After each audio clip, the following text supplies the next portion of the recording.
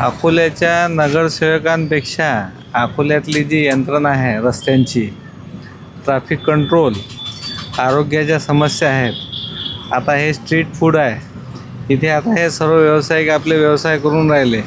इथे यांची व्यवस्था व्यवस्थित आता चालू आहे. ही अशीच जर पार्किंगची व्यवस्था यांना करून दिली तर यांना अडचण येणार नाही भविष्यामध्ये. तसेच आरोग्याच्या समस्या आहे, कचऱ्याचं निर्मूलन आहे सिटीमधलं. आता अकोला आपला काही भाग गोरक्षण रोड हा स्वच्छ भाग समजला जातो. ओल्ड सिटीमध्ये जासाल तर लोक ओल्ड सिटीला दुर्लक्षित पाहतात, बा तो घाणेरडा एरिया आहे. जेणेकरून पूर्ण अकोल्याचा विकास सर्वांगीण कसा होईल हा प्रत्येक लोकप्रतिनिधीने इथून पाहायचा.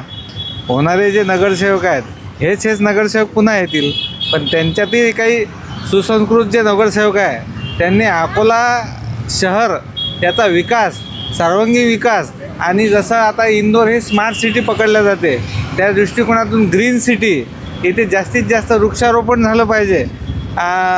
लोकांना आरोग्य सुविधा पुरवल्या गेल्या पाहिजेत. कचऱ्यांचे स्वच्छतेचे निर्मूलन कसं होईल व्यवस्थित हे नागरिकांना सांगितलं गेलं पाहिजे.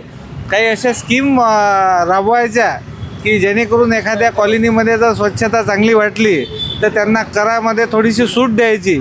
ज्या लोकांकडे वृक्ष लागवडीचा तुम्ही एखादं बंधन घातलं, 5 वृक्ष लावले प्रत्येक नागरिकांनी, त्यांना टॅक्समध्ये सवलत द्यायची.